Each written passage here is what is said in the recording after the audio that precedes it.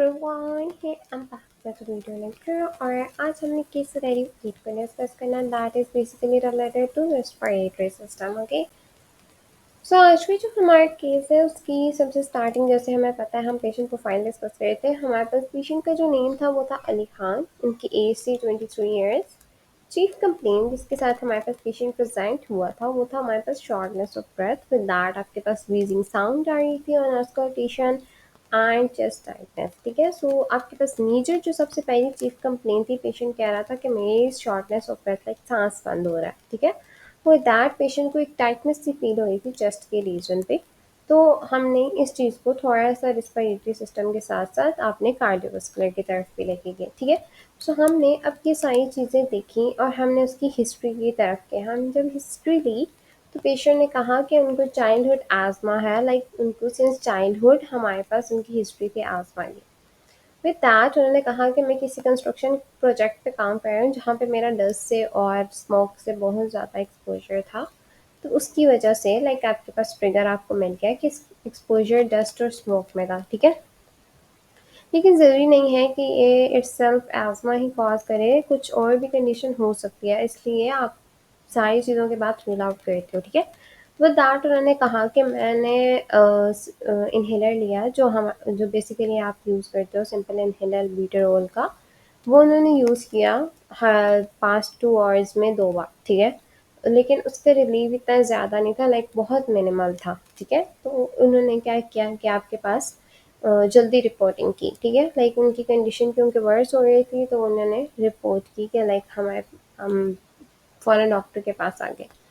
तो अब हमारे पास जो हिस्ट्री बेसिकली आई थी, अब सबसे पहले आपको पता है कि जब पेशेंट इस तरह का आता है तो आप मेडिकल मैनेजमेंट की तरफ जाते हो, फिर उसके बाद आपके पास फिजिकल थेरेपी मैनेजमेंट स्टार्ट होती है। ठीक है, तो आपके पास क्या हुआ कि इतनी इमरजेंसी में जब पेशेंट आता है तो मेजरली आपके पास इमरजेंसी डिपार्टमेंट में पेशेंट जाता है और वो जाके सारी चीज़ों को क्लियर आउट करता है। अगर पेशेंट की कंडीशन थोड़ी स्टेबल हो तो समटाइम्स वो ओपीडी में भी आता है। ठीक है, तो अगर आपने देखा अल्बेंडाजोल से मिनिमल रिलीफ आ रहा था, दैट मीन्स आप कह सकते हो। लेकिन जब तक आपके पास कोई प्रॉपर एग्जामिनेशन नहीं है, कोई इन्वेस्टिगेशंस नहीं है, आप डायग्नोस नहीं कर सकते। ठीक है, तो आपको इन सारी चीज़ों के लिए आपको पहले डायग्नोसिस के लिए आपको फिजिकल एग्जामिनेशन की तरफ जाना पड़ता है, इन्वेस्टिगेशन की तरफ जाना पड़ता है। ठीक है, सो हम आ जाते हैं फिजिकल एग्जामिनेशन में, जिसमें हमने सबसे पहली चीज़ देखी रेस्पिरेटरी रेट, जो 28 ब्रेथ्स पर मिनट आ रहा था। दैट मीन्स इसकी रेस्पिरेशन काफ़ी ज़्यादा हो चुकी है। ठीक है, नॉर्मली 15 to 20 कंसीडर होती है, समटाइम्स 25 भी है, कुछ बुक्स कहती है, लेकिन 25 बहुत ज़्यादा होती है। 15 से 20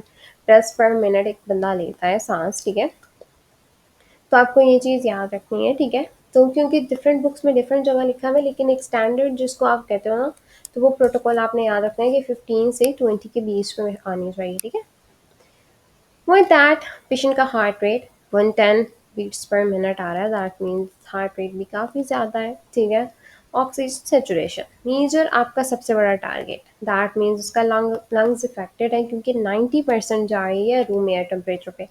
दैट मीन्स रूम एयर पे जब हमारे पास 90% जा रही है, उसकी ऑक्सीजन सेचुरेशन काफ़ी हद तक ड्रॉप कर रही है। ठीक है, क्योंकि नॉर्मली आप क्या कंसिडर करते हो, 96 से 98% जो होती है वो काफ़ी हद तक जो होती है स्टेबल होती है। ठीक है, तो अगर उससे नीचे जाती है तो आप कहते हो कि आपके पास, क्योंकि ये अस्थमाटिक पेशेंट है, ऑलरेडी एज़मा है पेशेंट को, तो जब एज़मा होता है पेशेंट में तो हम क्या करते हैं कि हम टारगेटेड देखते हैं कि लाइक हाँ 94 95 93 तक भी एक्सेप्टेबल होती है। अगर आपको लगता है कि पेशेंट क्रॉनिक है, लाइक आपके पास कंडीशन ऐसी है पेशेंट की कि बहुत क्रॉनिक कितनी काफ़ी ज़्यादा सालों से चली है, तो उनके लंग्स अडाप्ट कर जाते हैं उस चीज़ को। ठीक है, लेकिन स्टिल 90 इटसेल्फ काफ़ी हद तक जो होती है ना काफ़ी कम हुई है। दैट मीन्स कि हमारे पास पेशेंट की कंडीशंस लंग्स से रिलेटेड ही है और काफ़ी स्वेटी की तरफ जा रही है। ठीक है, अब आपने जब ऑस्कल्टेट किया आपको ऑडिबल वीजिंग आई है। वीजिंग साउंड कैसी होती है, आपने अगर ऑस्कल्टेशन में पढ़ा आपको आइडिया होगा कि वीजिंग मेजरली जब हम वीजिंग की बात करते हैं तो हमारे पास बात ये होती है, जैसे सीटी की साउंड होती है ना, एक तेज सी साउंड, हाई पिच साउंड होती है, तेज सी साउंड आपको फील होती है जब आप पेशेंट एक्सहेल करता है। ठीक है, सांस जब बाहर की तरफ लेगा ना पेशेंट, ऐसे अंदर जब आप खींचें, जब बाहर की तरफ एक्सहेल आउट करता है, क्योंकि ये ऑब्स्ट्रक्टिव डिजीज़ है, क्योंकि हम मेजरली एज़मा की ही देख रहे हैं। तो जब एज़मा होता है ना, तो एज़मा के पेशेंट्स में थोड़ा-सा ये होता है कि लाइक आपके पास ऑब्स्ट्रक्टिव डिज़ीज़ है, तो आपको पता है कि क्या बैक पैथोलॉजी चल रही थी और किस तरह से, तो आपके पास ब्रीदिंग साउंड पेशेंट क्या दे रही है, वो दैट आप यूज़ करता है पेशेंट एक्सेसरी मसल्स को ब्रीदिंग के दौरान, ठीक है? एक्सेसरी मसल्स क्या? वो मसल्स जो आपके पास नेक के एरिया में प्रेज़ेंट है, जैसे स्टेनोक्लेडोमास्टॉइड हो गया आपके पास जो इंटरकॉस्टल्स हो गए, आपके पास जो आपके मसल्स हैं, ट्रैपीज़ियस आ गया, ठीक है? फिर आपके पास जो शॉर्ट मसल्स हैं या जो स्कैपुलर मसल्स हैं, ये जब सारे मसल्स एक्स्ट्रा एफर्ट लगा के पेशेंट जब इन मसल्स को यूज़ कर रहा है ना, तो ये एक्सेसरी मसल्स वही मसल्स होते हैं ब्रीदिंग के, जो नॉर्मल ब्रीदिंग में नहीं यूज़ हो जाते, लेकिन जब ट्रबल ब्रीदिंग होती है, जब पेशेंट बहुत मुश्किल से सांस ले रहा है, तो तब वो यूज़ कर रहा है, ठीक है? सेंसरी मसल्स वो मसल्स हैं, किसी को अगर आइडिया नहीं है, तो जब ऐसी केसेस आपके पास आते हैं ना, तो आपको आइडिया हो जाता है कि हमारे पास है तो रिस्पायरेटरी कंडीशन, पर इसकी बैक कोई और पैथोलॉजी ना हो, इसलिए हम डायग्नोज साथ साथ बाकी चीज़ें भी करते हैं, ठीक है? तो विद दैट आपने जब देख लिया फिजिकल एग्जामिनेशन में ये सारी चीज़ें थी, तो इसका मतलब ये क्लियर आउट हो गया, ठीक है? अब जब आपके पास फिजिकल एग्जामिनेशन सारा क्लियर आउट हो रहा है, आपके पास एक चीज़ पैटर्न बन रहा है कि हाँ एज़मा का कंडीशन हो सकती है, क्योंकि आपके पास ब्रीदिंग की साउंड बहुत कॉमन आ रही है, ऑक्सीजन सेचुरेशन ड्रॉप करके एसेसरी मसल्स ब्रीदिंग की यूज़ कर रहा है पेशेंट, रिस्पायरेटरी रेट ऑलरेडी बहुत ज़्यादा हो गया, तो इन्वेस्टिगेशन की तरफ चलते हैं। इन्वेस्टिगेशन आ गई हमारे पास। मेजरली जब आप इन्वेस्टिगेशन को डिस्कस करते हो, तो सबसे पहली जो आप असेस करते हो ना, स्वेरिटी को चेक करने के लिए, अटैक चेक करने के लिए, हाँ एज़मा है तो अब कितना अटैक है और इसकी स्वेरिटी कितनी ज़्यादा है, तो वो आप चेक करते हो पीक एक्सपायरेटरी फ्लो रेट, ठीक है? पीक एक्सपायरेटरी फ्लो रेट, ठीक है? पेशेंट से आप क्या कराते हो, किसी को अगर वो सिंपल सी एक चीज़ याद हो कि हम क्या करते हैं पेशेंट की ब्लो करवा के, ठीक है? पेशेंट को कहते हैं आप सांस खींचो और आप एक्सेल आउट करवा के पेशेंट का एक प्रेशर चेक करते हो, जिसको हम कहते हैं expiratory peak expiratory flow rate, ठीक है? अब क्या मेजरली जब आप चेक कर रहे हो, उसकी मेजर बैक साइड क्या है कि वैल्यूएबल टूल होता है, ताकि आप डिटेक्ट कर सको कि पेशेंट की वो जो मैक्सिमम स्पीड, जो इसकी एक्सलेशन स्पीड है, वो बताती है कि उसकी डिग्री कितनी है ऑब्स्ट्रक्शन की। ओके, अब एक ऑब्स्ट्रक्शन की जो हमारे पास डिग्री है, अगर आपको वो बेसिकली पता चल जाती है, लाइक आपको आइडिया हो जाता है कि अब कितना ड्रॉप आ गया है, PEFR के रेट में बहुत ज़्यादा ड्रॉप आता है अगर वो पेशेंट एज़मा के एक्यूट अटैक में। एक्यूट अटैक क्या अटैक है? वो अटैक जो एक सडन और बहुत सोयर अटैक होता है, उसमें PEFR बहुत लो हो जाता है, ठीक है, पेशेंट्स में। तो आपने क्या करना है कि ये आपको बताता है कितनी ऑब्स्ट्रक्शन है, एयरवे कितना ऑब्स्ट्रक्ट हो गया, कितना वो बंद है, और कितनी उसमें लाइक आप कहते हो ना फ्लूइड एक्यूमुलेशन है, वहाँ पे कितनी ज़्यादा नैरोइंग है, ये आपको बेसिकली हेल्प आउट करता है, और फिर आप जल्दी से ब्रोंकोडायलेटर्स की तरफ जाते हो और इस कंडीशन को रिवर्स करने की कोशिश करते हो। तो बेसिकली PEFR हमें काफ़ी ज़्यादा हेल्प आउट करता है, ताकि हम अर्ली रिकग्निशन कर सकें कंडीशन की, विद दैट आप क्या करते हो, इफेक्टिव ट्रीटमेंट जल्दी जितना हो सकता है असेस करने के बाद। तो आपको जितना जल्दी पता करना है, आपको PEFR की रेशो पता, PEFR बेसिकली फ्लो रेट पता करना पड़ता है, ठीक है? सो मेजरली आपकी सारी बैक पैथोलॉजी ये कह रही है कि PEFR की रेशो जो है इसमें लो है, ठीक है? ये स्वेरिटी बताएंगी आपको अटैक की, क्योंकि अब हमारे पास डायग्नोस हो चुकी है बात, लाइक आप ये कह सकते हो कि हाँ इसकी डायग्नोसिस ये कह रही है कि यहाँ पे एक्यूट एज़मा, या आप बिल्कुल एक्यूट केस नहीं कह सकते, बहुत स्वेयर केस नहीं है, लेकिन हाँ इसको एक्यूट एज़मा है, क्यों, ड्यू टू ये वर्क कर रहे थे कंस्ट्रक्शन, सॉरी, वर्क कर रहे थे कंस्ट्रक्शन साइट पे, ठीक है? फिर आप ये भी चीज़ चेक करते हो, लाइक हाइपोक्सीमिया तो नहीं हुआ, हाइपरकैप्निया तो नहीं है, ठीक है, ये स्वेयर केसेस के लिए। उसके बाद जो दूसरा इन्वेस्टिगेशन टूल है, वो मेजरली ये भी चीज़ है, ठीक है? दैट मीन्स आपके पास जब आर्टेरियल ब्लड गैस आप चेक करेंगे, इसके एनालिसिस करते हैं, तो आपके पास क्या होता है कि हाइपरकैप्निया या हाइपोक्सीमिया, दैट मीन्स हाइपरकैप्निया क्या है, कार्बन डाइऑक्साइड का लेवल मोर देन, लाइक आपके पास जो पार्शियल प्रेशर है ना कार्बन डाइऑक्साइड का, वो मोर देन 45 चला जाता है, ठीक है? और हमारे पास जो हाइपोक्सीमिया है वो रिड्यूस हो जाता है, लाइक आप ऑक्सीजन के जो लेवल है वो रिडक्शन है उसकी कम हो जाती है, पार्शियल प्रेशर लेस देन 80, ठीक है? मेजरली ये हमारे पास एक, आप ये कह सकते हो कि अगर सबसे ज़्यादा आपको बात की जाए तो ये स्टैंडर्ड क्रिएट किया जाता है, ठीक है? सो अब क्या होता है कि अगर एज़मा का केस है तो क्या होता है, एयरवे नैरो होता है, ठीक है, ऑब्स्ट्रक्शन होती है, तो वेंटिलेशन रिड्यूस होती है, दैट कॉज एयरवे रिटेंशन, ठीक है। आपके पास कार्बन डाइऑक्साइड वहाँ पे रिटेंशन होती है, that is at the end causing the hypoxaemia, ठीक है। कार्बन डाइऑक्साइड वहाँ पे है और ऑक्सीजन बाहर नहीं जा सक रही, तो दोनों सूरतों में आपके पास क्या हो रहा है कि hypoxaemia, that means sorry, carbon dioxide बाहर नहीं जा सकती, कार्बन डाइऑक्साइड अंदर है और ऑक्सीजन अंदर नहीं जा सकती, तो हाइपोक्सीमिया आ रहा है। वो दैट आपके पास हाइपोकैप्निया आ रहा है क्योंकि कार्बन डाइऑक्साइड की रिटेंशन हो रही है। सो ये सारी चीज़ें होती हैं आपके पास मेजरली एज़मा के केसेस में जब आप एज़मा को डायग्नोज कर रहे होते हो, ठीक है। चेस्ट एक्स-रे, अगर कोई न्यूमोथोरैक्स या निमोनिया की कॉम्प्लिकेशन साथ साथ आ रही है तो आपको आइडिया हो जाता है कि कहीं पे कोई एक्यूमुलेशन है कि नहीं है। विद दैट आप एयरवे की नैरोइंग बहुत माइनर लेवल पे आप ये कह सकते हो कि लाइक बहुत अगर स्वेयर केसेस हैं या बहुत ज़्यादा क्रॉनिक कंडीशन है, बहुत अरसे से चल रही है, तो आपको कॉम्प्लिकेशन वहाँ पे एक्सरे में प्रॉपर्ली नज़र आते हैं, एयरवे की नैरोइंग, आपके पास लंग्स की भी, तो आप ये सारी चीज़ें उससे डायग्नोज कर सकते हो। विद दैट न्यूमोथोरैक्स है अगर, न्यूमोथोरैक्स बेसिकली क्या होता है कि एयरवे की जो हमारे पास एयरवेज है ना, हमारे पास बेसिकली आप लंग्स के अंदर आप ये कह सकते हो कि हमारे पास एयर की एक्यूमुलेशन होती है। विद दैट निमोनिया आपको पता है कि क्या होती है, एक इन्फ्लेमेटरी कंडीशन है, ठीक है। सो मेजरली आपके पास इन सारी चीज़ों को डायग्नोज कर सकते हो, आप ये कॉम्प्लिकेशंस रूल आउट कर सकते हो, ठीक है। अभी हम बहुत ज़्यादा न्यूमोथोरैक्स और निमोनिया की डिटेल में नहीं जाते ताकि हम बाकी चीज़ों को कर सकें। वो दैट एलर्जी टेस्टिंग आप साथ साथ कराओ कि कोई पोटेंशियल ट्रिगर्स ऐसे हैं, जैसे यहाँ पे उन्होंने डस्ट और स्मोक कहा, वो उसमें काम कर रहे थे, तो अगर ये दोनों चीज़ें इनके लिए हैं तो दैट मीन्स कि उनके वार्निंग साइंस हैं, उनको इसमें काम करने से रिडक्शन चाहिए, लाइक उनको रिड्यूस करना पड़ेगा, ठीक है। ओके, अब हमारे पास इन्वेस्टिगेशन के बाद हमारे पास क्लियर आउट हो गया कि हमारे पास एज़मा का केस है, ठीक है। तो हमारे पास एज़मा का भी एक्यूट अटैक है, ठीक है, क्योंकि उन्होंने आपको बता दिया कि आपके पास पेशेंट की कंडीशन ऐसी थी कि जहाँ पे उनको चाहिए थी अर्ली इंटरवेंशन, ठीक है।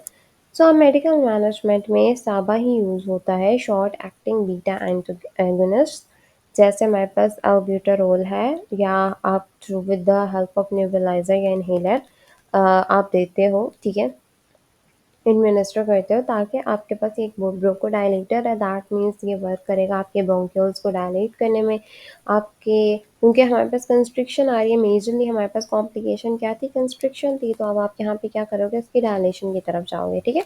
विद दैट ऑक्सीजन थेरेपी आप देते हो वाया, आप डिफरेंट तरीके से प्रोसीजर्स कर सकते हो, आपको पेशेंट कंडीशन देखनी है, ठीक है। अगर तो आपको लगता है पेशेंट स्टेबल है, अगर ऑक्सीजन मास्क मास्क के थ्रू या बैग मास्क के थ्रू आप पेशेंट को दे सकते हो, या सिर्फ आपके पास आप सिंपल नेज़ल नेज़ल आपके पास आप ज़रूरत नहीं है, आपको ज़रूरी नहीं है कि आपको कोई वेंटिलेटर मशीन्स या इन चीज़ों की ज़रूरत होती है, आप बेसिक ऑक्सीजन थेरेपी भी दे सकते हो पेशेंट को विद ओनली बैक मास्क और बैक वॉल्व मास्क, ठीक है, मेजरली आप इन चीज़ों से दे सकते हो, ठीक है, ऑक्सीजन थेरेपी, ताकि जो वो ऑक्सीजन की सिचुएशन है वो रिड्यूस हुई हुई थी, अब उसको आप मेंटेन करते हो मोर देन 94, ठीक है। आपने इसको स्पेसिफिकली मेंटेन रखना होता है, इससे ड्रॉप नहीं जानी चाहिए, 94 अबव जानी चाहिए, ठीक है। सो विद दैट आप कंसीडर करते हो कि सिस्टेमिक कॉर्टिकोस्टेरॉइड्स की तरफ मेजरली आपके पास सबसे ज़्यादा ट्रीटमेंट थेरेपी होती ही कॉर्टिकोस्टेरॉइड्स हैं एज़मा के केसेस में। आपके पास पेशेंट की जितनी ज़्यादा कॉम्प्लिकेशन ज़्यादा है, उतनी ही आप डिसाइड करते हो कि आपको ओरल देनी है या आईवी देनी है और कितनी डोज इसकी इंक्रीज़ करानी है। दैट मीन्स अगर ओरल दे रहे हैं ना, तो समटाइम्स 5 एमजीज़ की 2 से 3 टैबलेट्स या 4 तक भी जाते हैं, ठीक है, एक टाइम में। और ज़्यादातर क्योंकि अगर आपके पास बहुत एक्यूट अटैक है तो आप आईवी देते हो, हाइड्रोकॉर्टिसोन, हाइड्रोकॉर्टिसोन के इंजेक्शन लगते हैं, ओरल प्रेडनिसोलोन देते हो।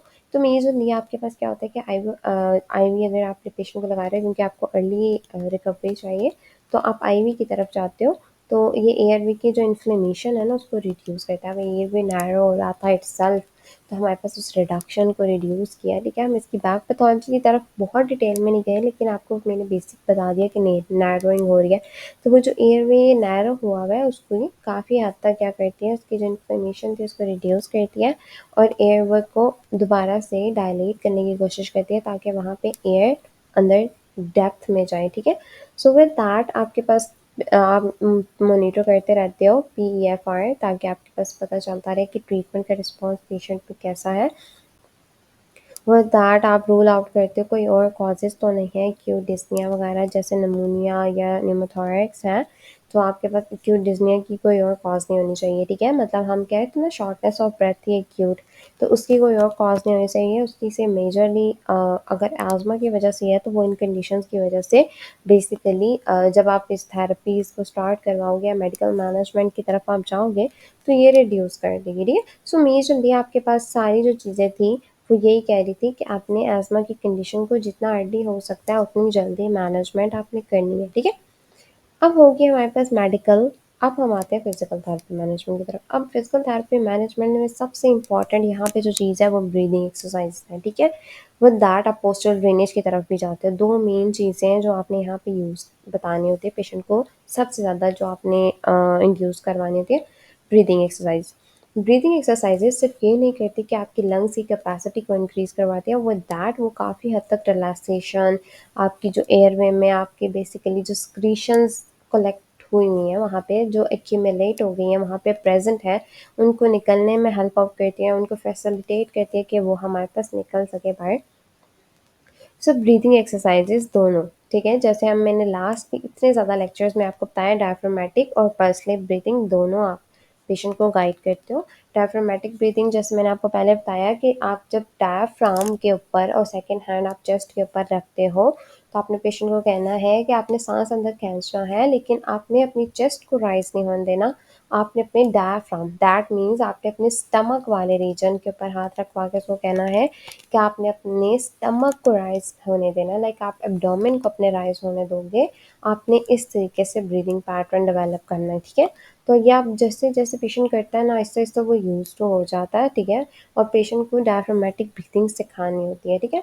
तो दैट पर स्लिप का मतलब ये होता है कि आप एक लिप जैसे पाउट टाइप बनाते हैं ना, ठीक है? ऐसा लिप्स आपने बना के एक्सेल आउट करनी है। जब एक्सेल करनी है ना आपने, तो पर स्लिप ब्रीथिंग करनी है, लाइक आपने एक्सेल जब माउथ से करनी है तो आपने पर स्लिप बना के करना है, ठीक है? दैट इज़ कि हमारे पास कहलाती है पर स्लिप और डायफ्रामेटिक ब्रीदिंग, ताकि आपकी जो रिस्पिरेटरी सेल्फ एफर्ट बहुत ज़्यादा लग रही थी ना, जैसे हम कह रहे थे पेशेंट में सेंसरी मसल्स का यूज़ ज़्यादा हो गया है, वो सारी चीज़ें हो गई हैं, तो उसमें आप हेल्प आउट करते हो। विद दैट आप रिलैक्सेशन टेक्निक्स जैसे एंजाइटी इंड्यूस हाइपर वेंटिलेशन होती है, लंबा सांस खींचें, अंदर करें, बाहर करें, तेज़ तेज़ सांस लें, ये सारी टेक्निक्स जो होती हैं एंजाइटी इंड्यूस हाइपर वेंटिलेशन को रिड्यूस करने के लिए होती है, ठीक है? विद दैट आप काफ़ी हद तक रिलैक्सेशन टेक्निक्स में जिसमें मेडिटेशंस आ जाती हैं, योगाज़ आ जाते हैं, आप पेशेंट को ये भी साथ-साथ गाइड करते हो, फिज़िकल एक्टिविटी की तरफ लेके जाते हो। जब आपके पास आपकी बॉडी इट्ससेल्फ उसका ब्लड फ्लो जब आपकी बॉडी की तरफ जाता है ना, तो आपका ब्रेन बहुत ज़्यादा वर्क नहीं करता या बहुत ज़्यादा स्ट्रेस नहीं लेता, ठीक है? वो एंग्ज़ायटी आपकी बॉडी की तरफ जा रही होती है। तो आप पेशेंट को बोलो आप वॉक करो, ठीक है? जितनी आप कर सकते हो। ऐसा नहीं है कि आपका अगर साँस फूलने लगता है आपने छोड़ देनी है। कोई भी एक्टिविटी, कोई भी एक्सरसाइज़ हो, अगर आपके आस-पास कोई डॉक्टर नहीं है और आपको लगता है कि आपका साँस ज़्यादा फूल रहा है, ये एजुकेशन आपने साथ-साथ हर एक एक्सरसाइज़ बताते हुए बतानी है कि आपको लगता है आपका साँस ज़्यादा फूल रहा है, तो आपने उसको हटा देना है या आपने उसकी अमाउंट रिड्यूस कर देनी है, ठीक है? विद दैट आप जैसे ब्रीथिंग एक्सरसाइज़ आप बताते हो, आप कहते हो ना कि 5 सेकंड्स के लिए आपने साँस खींचना है, फिर उसको होल्ड करना है, फिर आपने उसको दोबारा से रिलीज़ करना है। दैट इज़ बेसिकली आपने इसका एक पैटर्न पेशेंट को बता दिया। अगर आप उसको बताओगे 5 सेकंड्स ही स्टैंडर्ड है, ऐसा नहीं कहना, आपने उसको एजुकेट करना है, ठीक है? अगर आपको लगता है कि 5 सेकंड्स आपके लिए ज़्यादा है, तो आप उसको कम भी कर सकते हो, जितना आप बेयर कर सकते हो। लेकिन आपने एक्सरसाइज़ करनी ज़रूर है, आपके लिए बहुत ज़्यादा इम्पॉर्टेंट है, ठीक है? और दैट आप पोस्टल ड्रेनेज की तरफ जाते हो जो हमारे पास सीपीपीटी करवाते हैं मेजरली, लेकिन as a physical therapist as a DPT graduate आपको पता होना चाहिए आप करवाते हो, क्योंकि मैंने अपने हाउस जॉब के ड्यूरेशन में भी इसको करवाया है। मैं बहुत ज़्यादा पल्मोनरी वार्ड्स में और सर्जिकल वार्ड्स में रोटेशंस की, मेडिकल वार्ड्स में बेसिकली, तो आपके पास मेजर केसेस आते ही अस्थमा, निमोनिया, सीओपीडी ऐसे होते हैं, ठीक है? जिनमें या प्लूरल एफ्यूजन के केसेस होते हैं आपके पास, ठीक है? विद दैट मैंने कार्डियक कार्डियक में भी जब काम किया था तो आपके पास काफ़ी केसेस आते हैं। तो आपके लिए इस चीज़ को क्लियर आउट करना बहुत इम्पॉर्टेंट है कि आपके पास पोस्टल ड्रेनेज इट्सेल्फ है क्या? ठीक है। पोस्टरल ड्रेनेज, इस पर मैं ना एक पूरा डिटेल लेक्चर भी बनाऊंगी जिसको हम पोस्टरल ड्रेनेज को डिटेल में डिस्कस करेंगे। मैंने देखा है लोगों को लाइक डिफरेंट पैटर्न्स डेवलप करते हुए, पर मेजरली जो मैंने चीज़ नोटिस की है कि आप वो पैटर्न हर बंदे पे अप्लाई नहीं कर सकते, क्योंकि कुछ पेशेंट्स ऐसे होते हैं जो आपके पास कम्प्लीटली पैड बाउंड होते हैं। अब आप उन पेशेंट्स में कैसे कोई पोजीशन डेवलप करवा सकते हो, वो बंदा बिल्कुल बैठ ही नहीं सकता, ठीक है। दैट मीन्स आपने इसको एक प्रॉपर सीक्वेंस के साथ लेके चलना है। ज़रूरी नहीं है जो स्टैंडर्ड प्रोटोकॉल है आपने वही फॉलो करना है। आपने ये चीज़ देखनी है कि उसकी स्क्रीशंस क्लियर आउट होनी चाहिए, ठीक है। स्टार्टिंग में आपको ये डिफ़िकल्टी आएगी कि पेशेंट की पोजीशन नहीं बन रही, लेकिन आहिस्ता-आहिस्ता जब आपको ये चीज़ें पता चल जाएँगी कि पोस्चरल ड्रेनेज इटसेल्फ है क्या, तो आपके लिए चीज़ें अच्छा, अब हम चलते हैं पोस्चरल ड्रेनेज की तरफ, ठीक है। पोस्चरल ड्रेनेज एक ऐसा मेथड है जो आप क्लियर आउट करते हो लंग्स को क्लियर करने के लिए, ठीक है। आप क्या करते हो बेसिकली, आप एक टैप जिसको आप कहते हो ना, आप अपने हाथ की कप शेप बनाते हो, ठीक है। और आपने बहुत से थेरेपिस्ट को करते हुए देखा होगा कि नीचे से लंग्स के लोअर पोर्शन से अपर पोर्शन की तरफ अपने हैंड को मूव करते हैं टैप टैप की साउंड्स के साथ, ठीक है। कुछ ऐसी साउंड्स आती हैं, ठीक है। तो ये जो साउंड्स आती हैं आपके पास रेगुलर साउंड्स नीचे से ऊपर की तरफ, that is basically postural drainage pattern, ठीक है। ये जाते हैं आप लोअर पोर्शन से अपर पोर्शन की तरफ, या आपको जो लोग मेजरली आपके पास जब आप एक्सरे देखते हो तो आपको आइडिया हो जाता है, ठीक है। तो जो लोग आपके पास ज़्यादा आपको पता है कि यहाँ पे हाँ इन्फेक्शन है, यहाँ पे स्क्रीशंस हैं, जैसे मेजरली प्लूरल एफ्यूजन हो गया, एज़मा हो गया, तो इन ऐसे केसेस में जहाँ पर आपको लगता है स्क्रीशंस वगैरह एक्यूमुलेट हुई हैं वहाँ पे हैं, तो आप उसको क्लियर आउट करने के लिए पोस्टल ड्रेनेज देते हो, और उस लोग को आपको आइडेंटिफाई करना होता है एक्सरे से। ऐसा नहीं है कि कम्प्लीटली लंग्स को आपने टारगेट कर दिया, नो। किस साइड पे ज़्यादा है और किस साइड को आपने मेजर टारगेट देना है, ये आपको एक्सरे से पता चल जाता है। एक्सरे से आप फाइंड आउट करने के बाद आप क्या करते हो कि आप पेशेंट पे देखते हो कि ठीक है, ज़रूरी नहीं है हर पेशेंट टैप टैप की मूवमेंट ही बर्दाश्त कर सके। समटाइम्स आपको सिर्फ वाइब्रेटरी मूवमेंट से स्टार्ट करवाना पड़ता है, फिर आपको स्लाइटली टैप टैप की तरफ जाना पड़ता है, पेशेंट को आपने गाइड भी करना है। अगर आप एट अ टाइम 3 से 4 मरतबा दिन में नहीं करवा सक रहे, तो आप पेशेंट के किसी अटेंडेंट को या गार्डियन को गाइड करते हो कि आपने इस तरह से ये प्रोसीजर, लेकिन इस प्रोसीजर को under the supervision of any nurse और under the supervision of any other health professional आपने करवाना है। ऐसा नहीं है कि आपने बस करवा दिया, ऐसा नहीं है, ठीक है। अगर एज अ फिजिकल थेरेपिस्ट आपके पास as a physical therapist itself present नहीं है, वैसे तो मेजरली आपके पास फिजिकल थेरेपिस्ट ही करवाते हैं, ठीक है। लेकिन अगर किसी सूरत में जैसे आपको घर में कहीं पे ज़रूरत है, या पेशेंट की कंडीशन, क्योंकि ये सीवियरिटी के साथ साथ ऑक्सीजन सेचुरेशन को भी डिस्टर्ब करती है, ठीक है। तो कंडीशन के साथ साथ ये सीवियरिटी के साथ साथ ये ऑक्सीजन सेचुरेशन आपके इनफ्लो आउटफ्लो को भी डिस्टर्ब करती है। तो आपने पेशेंट को ये साथ साथ गाइड करना है कि अगर आपको लगता है कि सांस खराब हो रहा है तो आपने इसको छोड़ देना है, ठीक है। दैट मीन्स कि आपने ये सारी चीज़ें आपको साथ-साथ गाइड करनी पड़ती है, ठीक है। तो पोस्टल ड्रेनेज के स्पेसिफिक पैटर्न्स होते हैं जो हम देखेंगे, लेकिन आपको मेजर आपको पता होना चाहिए फिजिकल थेरेपी की मेजर मैनेजमेंट क्या है, फिर हम इनके डिफरेंट पैटर्न्स को भी डिस्कस करेंगे। विद दैट आप एजुकेट करते हो, जैसे मैंने आपको बता दिया हर चीज़ को। विद दैट आप ट्रिगर्स वगैरह जो है आप उसके बारे में पेशेंट को बताओ, इन्हेलर कैसे यूज़ करना है, ये ट्रेनिंग कैसे लेनी है, या प्रॉपर यूज़ कैसे है, किस तरह से आपने सांस खींचना है जब आपने इन्हेलर लेना है, ये टेक्निक्स आपने पेशेंट को गाइड करनी होती है, ठीक है। सो सारी मेजर आपके पास सारी चीज़ें जो मिला के थी, दैट मीन्स कि आपके पास एक्यूट एज़मा का केस था, एक्यूट एज़मा अटैक था पेशेंट को, और वो आपके पास आया है। अब आपके पास मेडिकल मैनेजमेंट बिल्कुल अर्ली ट्रीटमेंट था, ठीक है। पर फिजिकल थेरेपी मैनेजमेंट भी आप पहले दिन से भी स्टार्ट करवा सकते हो, लेकिन अगर आपको लगता है इसकी सीवियरिटी बहुत ज़्यादा है, वो ऑक्सीजन मास्क के बगैर आपके पास सांस नहीं ले सक रहा, तो आप क्या करते हो, सेकंड थिंग आप क्या करते हो कि आप उसको लेके जाते हो आप उसको सेकंड टू थर्ड डे की तरफ लेके जाते हो, फिर थर्ड डे से आप फिजिकल थेरेपी की मैनेजमेंट स्टार्ट कराते हो, ठीक। सो मेजरली आपके पास सारी चीज़ें ये कहती हैं कि आपने फिजिकल थेरेपी की मैनेजमेंट ज़रूर देनी है। एज़मा के केसेस बहुत जल्दी रिकवर करते हैं अगर आप फिजिकल थेरेपी मैनेजमेंट देते हो, इनकी बहुत ज़्यादा वैल्यू है, ठीक है। तो आपने इस चीज़ को देखना है कि आपने मैनेज कैसे करना है और आपने पेशेंट को गाइडेंस कैसे देनी है, ठीक है। तो सारी बात आती है आपके प्रोसीजर की तरफ, आपकी प्रिपरेशन की तरफ, आपकी as a physical therapist patient को एजुकेशन की तरफ, ठीक है, अवेयरनेस की तरफ कि हर पेशेंट अवॉइड करते हैं, क्योंकि पेशेंट अवॉइड करता है क्योंकि एक तो बोस्टल रेनिस का मेथड अवॉइड करता है, पेशेंट नहीं मानता, तो दैट उसको ब्रीदिंग एक्सरसाइजेस करते हैं, उसका सांस खराब होता है, तो आप उसको साथ साथ गाइड करो, हम यहीं हैं, बाकी सारे प्रोफेशनल्स भी आसपास हैं, नो वरीज, आप जब हॉस्पिटल में हो तो आपके लिए किसी चीज़ की भी डिफ़िकल्टी आएगी तो हम सब यहीं हैं, आपने ये करनी है क्योंकि ये आपके लिए बहुत ज़्यादा हेल्प आउट करती है, स्वेरिटी बहुत डिक्रीज़ हो जाती है अगर प्रॉपरली पेशेंट ये सारी टेक्निक्स ब्रीदिंग एक्सरसाइजेज परफॉर्म करता है, विद दैट पोस्टल ड्रेनेज की तरफ जाता है।